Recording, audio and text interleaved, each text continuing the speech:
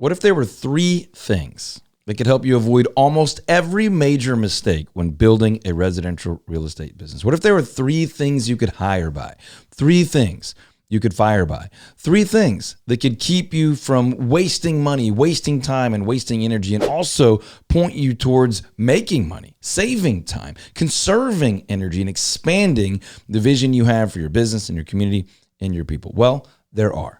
My name is Todd Tramonte, and this is Commission, the podcast where we take people from chaos and confusion and burnout into freedom and wealth and income and impact. Again, I'm Todd Tramonte, and right here in Dallas-Fort Worth, Texas, I've built a real estate team that sells hundreds of homes for millions of dollars in commission income at a very high profit level. I've also built the radio show, podcast, YouTube, all that good stuff with the intent of seeing our industry improve beyond the knucklehead agent into the realm of the valued, honored professional. We also coach agents all over North America with our company, Real Estate Growth Systems. And right here with me is Grady Dill. What's up? And Grady is our director of Real Estate Growth Systems, helping me coach agents all over North America implement these three things into their business to save from the headaches, to avoid the catastrophes, and to experience the freedom and joy of a truly great and real estate team or business. This is Commissioned, and we are about to dig in to the three most important things in a real estate business. All right, folks, so there's three things that for years and years and years I have said are the most important three things in running a real estate business, or really any small business. So share this with friends, download this bad boy, keep it. The three most important things in running a real estate business are, number one, relationships. Now, don't run. Don't leave. Stay with us. That sounds so vague and so general, but I'll just say this. When you think about the assets and the equity and the value in your business, so many people wildly and stupidly undervalue the relationships that they've built, or they've built no real value because they don't have critically valuable relationships. So we will move on to the other two, but not quite yet. Well, it's funny because a few episodes ago, you mentioned that one of the goals in real estate is to talk to a lot of people. Right. And I didn't even say about real estate. If you go back to that it was episode. Just talk to a lot of people. Yeah. And now you're saying relationships. Yeah. So yes, you build relationships generally by talking with people, having experiences with people, adding value for people, or building trust with people. So it's all of those things. But the simple, we'll get to the other two, and they're pretty darn simple too, but all very, very, very powerful. And all three, I would say, things that are probably none of these three are on the typical top lists, because people put things like leads and stuff like that, which are all important, but they're not the most important. I would argue you cannot sustain success without my three. I'm thinking, so you say relationships, and if I'm listening, are you like, okay, relationships, check. Like, what is it that you're not thinking about right away in relationships that? Yeah, well, we want to make sure that listeners, viewers, friends get real actionable value. So when I say relationships, here's what I mean. Of course, client relationships. If you're going to have a successful real estate business, you need to have happy buyers, sellers, homeowners, referrers, and all that. But you need to be thinking critically about leveraged relationships as well. What are the relationships that lead to volume of business, referral sources? Who's the person that you know that sends you 5 or 6 clients a year? Who's the person that's never sent you a client, but they have built your credibility and your authority and your access to others year after year after year? Or who's the person that one time did one thing that just opened your business up so big that you have no way of predicting who's the next person that could do that for you? I have someone that for years and years and years has been thought of as one of our best clients ever. Now, they really have only referred me like 3 or 4 times, but almost all of those are regular, recurring, repeating, referring people. It's like they just refer the best quality, and they're the greatest advocates for us. They're constantly telling people to trust us, to participate in our food drives and all those kind of things. So I'm talking about high value relationships. I'm not saying regular one-time buyer, one-time seller. Those are obvious. Definitely do that. But also, who are the people that are just incredible supporters of yours? Who are the people that are volume business repeat referrers? Who are the people that when you're down, they keep you going? Those relationships are critical. And then what are the non-income producing relationships? Maybe they're the impact producing relationships. Who are the people that are often getting you information that you're not getting any other place that's really, really valuable and helpful? Those are critical relationships. Who are the people? I mean, this sounds bad, but like if you get in a pinch, who's your go-to attorney? You better have a relationship with one of those. You better have a relationship with a great financial person. And by the way, I don't just mean like have service providers. I mean, those relationships, you can go beyond what you pay for. So I could go deeper and deeper and deeper, but what I'm going to say here as the encompassing thing is the high value relationships that people often overlook that you need to invest in before you need them. You need to cultivate them before you need them. You need to have them in place before emergency situations, before the opportunity hits, right? When you're like, man, I could get a listing for 47 properties tomorrow with an investor or lots with the builder or whatever, but I don't have the people right now. So I want to be cultivating those things before I need them, before the opportunity hits, before the catastrophe strikes. Those relationships are what will sustain you. And one last thought on that, unless you have other questions. Think about it this way. If all the leads went away, if all the technology went away, if all the advertising and marketing went away, what relationships could sustain your business? Those are the ones you need to be building. Those are the ones that are the most important thing in your business. Now, if we did an entire episode on just this, and maybe we will someday, I could get into some specifics of the ones I've had over time and the ones I've coached people to go cultivate.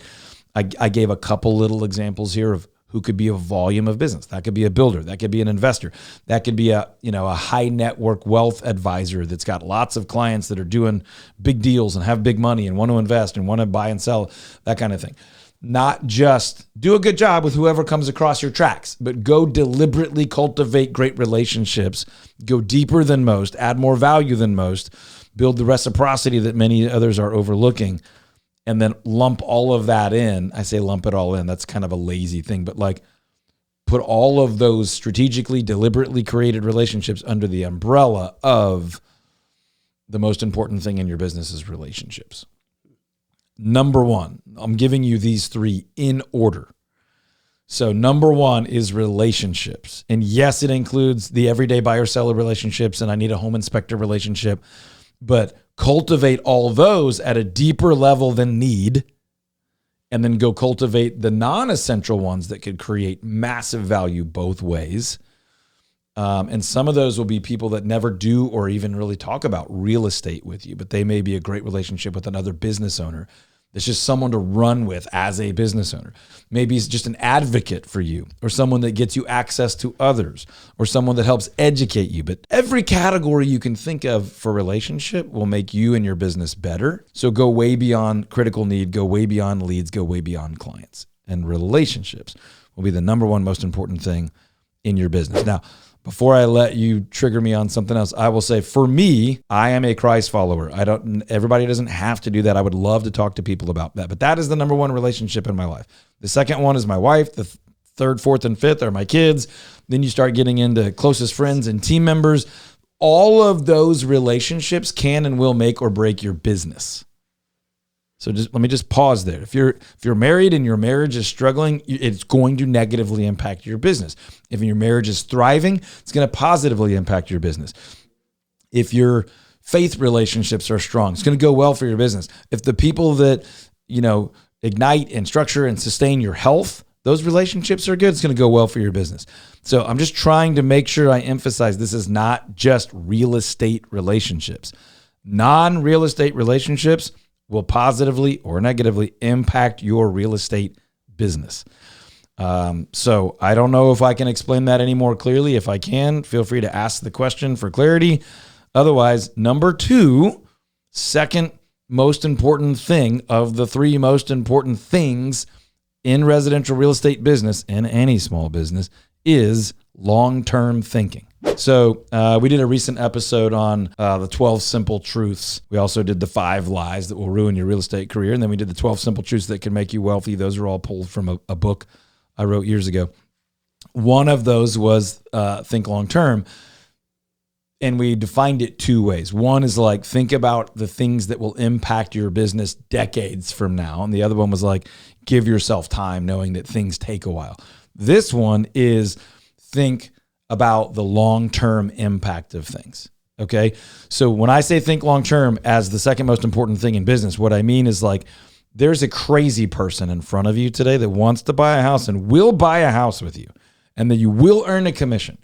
But every bit of time you spend on that deal is time you didn't spend building a business with the kind of clients you want and the kind of properties you can really, really, really help people in the areas and the price points and the property types that you want to build your business around. So you could make a choice that is, you might say, successful or worth it short term, but it's actually costing you long term. That was time you didn't invest in long-term. That's a client you're going to need to take care of really forever that you don't want more of. What I mean by that is like, it doesn't mean they're bad people. Some of them are like bad people. And you're like, I need the commission. I got to do this. That's short-term thinking. That's short-term win. We say short-term gain, long-term pain. What we really want to be willing to do is take the short-term pain of not taking on that client so that we have the long-term gain of building a business that attracts ideal clients over and over again in the right price point, in the right area, in the right property type, with the right needs and the right problems. We do want clients, we don't want clients to have problems, but everyone has problems. So we want the clients that have the right problems that we can solve. You know, it's like saying the people we help here on this podcast on commission are people who are doing well, but they're in chaos, they're in struggle, they're in grind mode, they're in, this is going well and I don't want to kill it, but I don't know how much longer I want to do this. We help you, those people, get from the chaos to the freedom, from the grind to the income and the impact, from being the top producer in your business to not having to be the top producer in your business, from being a really successful grinded out solo or small team or team without structure to the team with structure and order and time away and rest and time to work on the business. That's the problem we solve. If you want to solve the problem of downsizing in the later years of your career and family, but you're constantly taking the first time condo buyer, that's not the best long-term thing for you. Doesn't mean you don't occasionally need or have to or really, really want to do that. But the point is, long-term thinking is, what do I do to set myself up for the best business in the future? And that's working hard to get the clients, serve the clients, and take on clients that will repeat and refer more of that. Build the systems that will create more of that will service that. Build your expertise that will attract and serve and perpetuate that. Long-term thinking is actually really, really difficult to do when you're in desperation. It's really, really difficult to do when you're new. It's really, really difficult to do, almost impossible to do when you lack clarity that this is where I want to be long-term. It's really difficult, almost impossible to do when you lack discipline, when you lack accountability that comes from community or coaching or clearly defined, destinations and goals. By the way, if you want to talk about this and figure out how to implement this into your business, or just talk about where you are on this journey, I'll give you 20 minutes of my time completely free just to talk about it. No questions asked. No, I mean, there will be questions asked, but like no commitment required, no dollars needed.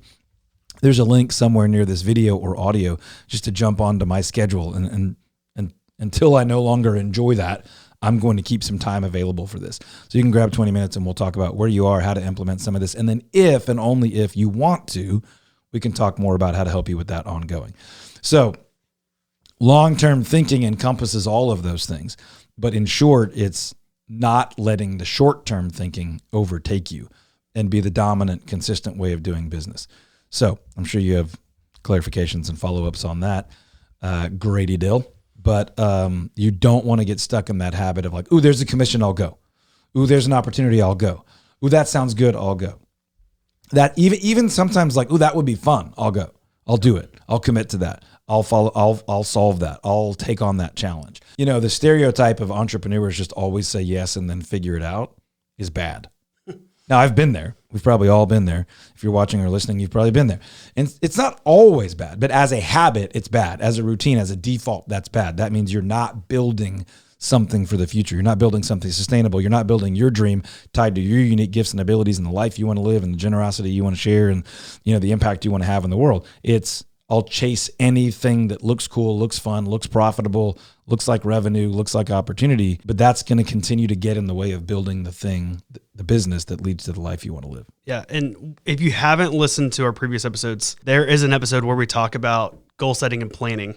That if you're sitting here and you're like, I need to start doing this better, go back and listen to that one and build out the plan to get you there and start chipping away at what needs to It's happen. more than like writing goals on a piece of paper. It's Right. thinking through where you really want to be. And I say all the time that one of the hardest things to do is to get clear about that.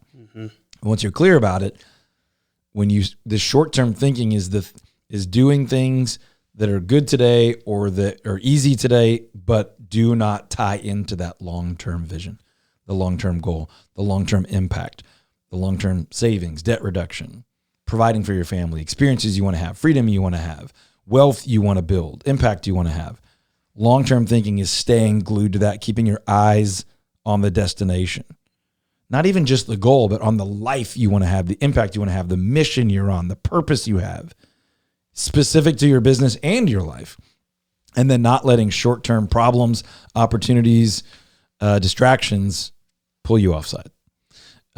Most people, short-term looks like an okay lead. Like a easy money, but a big time suck.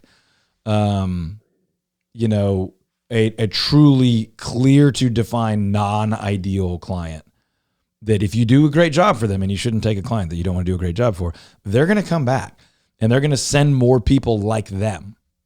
And although it sounds ugly, like if you don't want more of that, the long-term thinking says, I'm not even going to take that on, even though it would be good in the short term.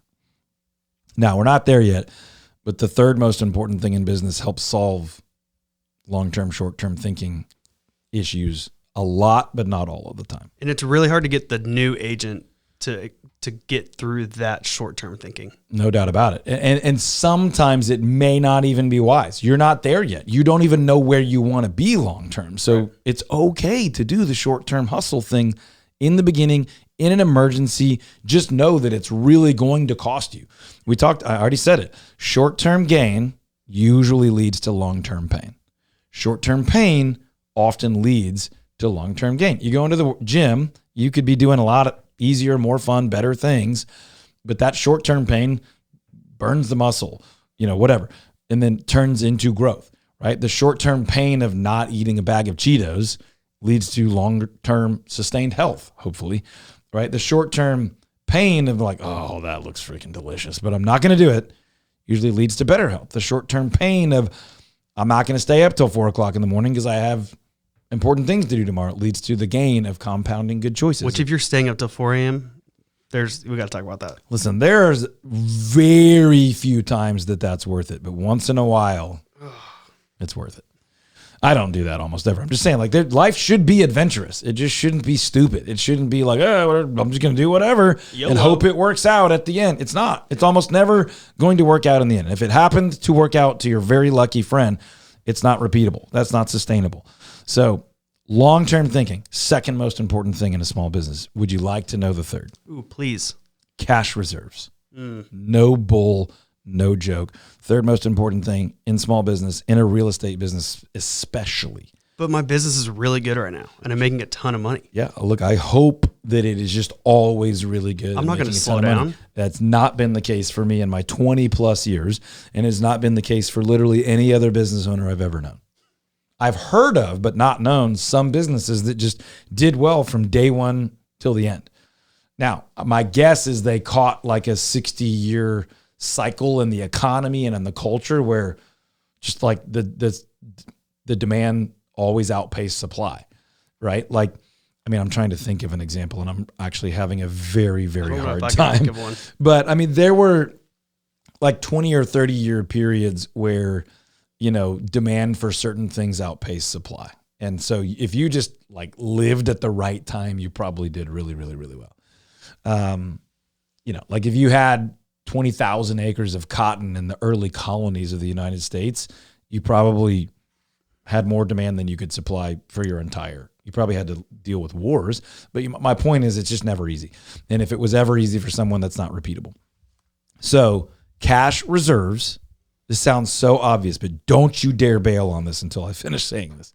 Cash reserves help you survive the dips, help you avoid the short-term pressures. Get out of the short term is what I've heard. So let's just use 6 months I'm not saying that's the perfect deal, but six months or more is great of just straight 100%, 6 months of 100% of my monthly costs if I have that in just raw cash, no risk, I can say no to a crazy client. I can keep providing for my family. I can keep my marketing budget. I can keep my coach. I can keep my lease. I can keep my car, whatever, if I have 2 months of no production or severely reduced production. And I can keep following my habits, right?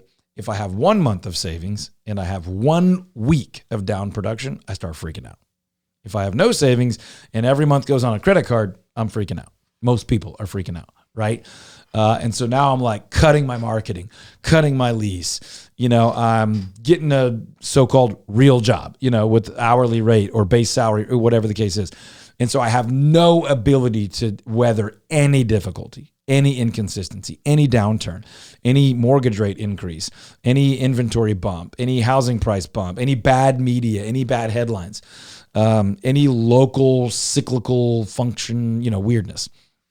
So if I have a year of cash reserves, I can weather almost anything. If I had 2 years of personal and company expenses in cash, I'm like, I'm not taking that client. I'm not hiring this guy that is obviously not a good fit. I'm not going to cut this expense that has been good to me for, 34 out of 36 months, but the last 2, I'm not cutting yet. I'm going to weather the storm. I'm going to wait and see. I'm going to watch my numbers and be wise, but I'm going to weather this storm. People use all different terms for the amount of money that allows you to say no to things. People will say FU money. People will say, stability type of money. But the point is, whatever that amount is for you that allows you to weather the storm, to stay consistent, to provide for your family on non-ideal months, to keep your employees, to keep your marketing budget, to keep your website going, to keep your postcard campaign going, to keep your office, to keep your, to be able to stay with the broker that you love or the team leader that you love without being like, oh shoot, I have to skip for better splits or whatever. That's the value of cash reserves. Now, it's also really important for more than just avoiding catastrophe. So a couple examples there. If I want to try something new, a new marketing campaign, a new area of specialization, a new staff member, an assistant, a new piece of technology, a coach, whatever, I need to have enough cash that I can give that the amount of time it deserves to get established, right? So let's just take a postcard campaign, which I don't recommend that often, but they can be great. You should never even start one if you can't do it for at least 6 months before you can know if it was really helpful. But if you only have 2 months of that cost and you don't have 2 great months of sales, you're going to pull the plug before you ever knew if it was actually going to produce for you. And there are people, not naming any names, I'm looking in the virtual eyes of many of our watchers and speaking into the hearts of many of our listeners. But if that's been you in the past, the marketing didn't fail, you failed. And I'm not attacking you. I'm just saying you failed to give it an appropriate chance, and cash reserves would help you do that. I've coached so many people that were like, how do I ever hire an assistant? It's just so stressful. I'm like, all right, well, don't hire them until you have 6 months of what you would pay them set aside, and you're willing to take whatever you think the risk might be. Like, I think it's like a 70% chance it's going to work out. Okay, well, are you willing to face a 30% chance that this money just goes away and it didn't work? Okay, whatever. Let's do the math. I'm going to pay an assistant, whatever the math is where you live, part-time assistant, whatever, $2,000 a month. Okay, 6 months. Could you set aside $12,000 and go, I'm willing to put $12,000 towards a 70% chance of success of alleviating all of these things off of my schedule and that I don't like doing, that I'm not very good at doing, and that would free me up to do these other things that are very, very, very likely to lead to at least that amount of income and revenue and joy in my life. Yeah, well, that would make it easy. Great. Well, let's get the cash reserves there, then go do that thing. Could you pay for a year of coaching ahead of time? Could you pay a year of that website cost?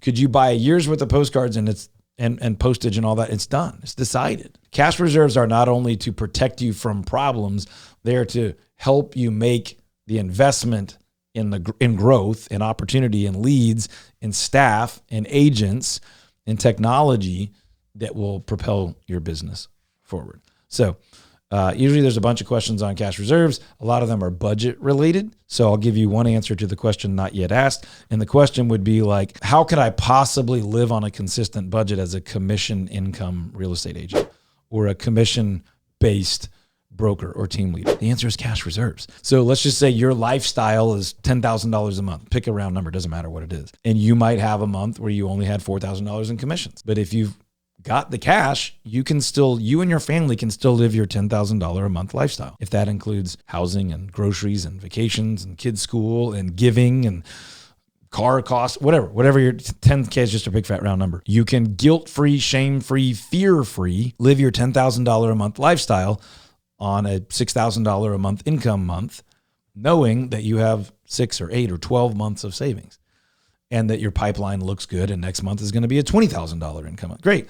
So it's not like, oh my gosh, I didn't make that much. You don't have to live month to month and check to check, commission to commission, deal to deal, buyer to buyer, seller to seller, if you've got those cash reserves. So again, it's not just to avoid catastrophe, it's to provide freedom. It's to provide for growth. It's to provide to take advantage of an opportunity. As a team leader, if you've got 6 months or more total expenses, costs, investment, giving budget, all that set aside, and you run into someone that you're like, oh my gosh, I don't even know what role this person should serve on my team. This person is that kind of talent. You can still hire them because you have 6 months, 12 months, 8 months, whatever it is, of cash to take a month to figure it out. Be like, this person is such an all-star. I need them. This opportunity is so great. This flip, this super challenging listing, or this process of getting volume listings. I could go on and on and on forever, but cash reserves does all of that. It alleviates the panic and it creates opportunity and it creates growth and it creates sleep at night for you and the people that depend on you, usually a spouse and children. Number 1, relationships of every kind at every level. Go be great at relationships. Number 2, long-term thinking. Become a strategic long-term thinker. Be able to go, if I do this, how's that going to impact us 5 years from now? How's that going to impact retention? How's that going to impact our brand? How's that going to impact my time? And then number 3, cash reserves. Avoid catastrophe, live consistently, be able to take advantage of opportunities, be able to have nobody else dictate how you operate, at least financially. Relationships, long-term thinking, cash reserves. The 3 most important things in a real estate business or any small business. If you want to talk about it more, if you want some help thinking through how to implement that into your business, tighten it up, tweak it, define it better, you can click a link below this video or audio, wherever you're getting this. You can jump onto my calendar for 20 minutes. I don't have a ton of those spots available. I still love to do this. It's one of my favorite things to do in business. Grab one of those slots. You don't have to pay anything. You don't have to commit to anything. We'll just talk about how I can help you with this or any other topic in your business. If and only if you want to talk more about our mastermind, our coaching, one of our events, I'd be glad to talk to you about that, but you don't have to. We can just talk about how I can help you grow your business for 15 or 20 minutes. Click that link near this video or audio. Tell your friends about this podcast. If it's been good for you, if it's added value for you, leave us a review. Connect this bad boy on your RSS feed or tell us what you'd like us to talk about that would be valuable for you. I'll talk to you on the next episode.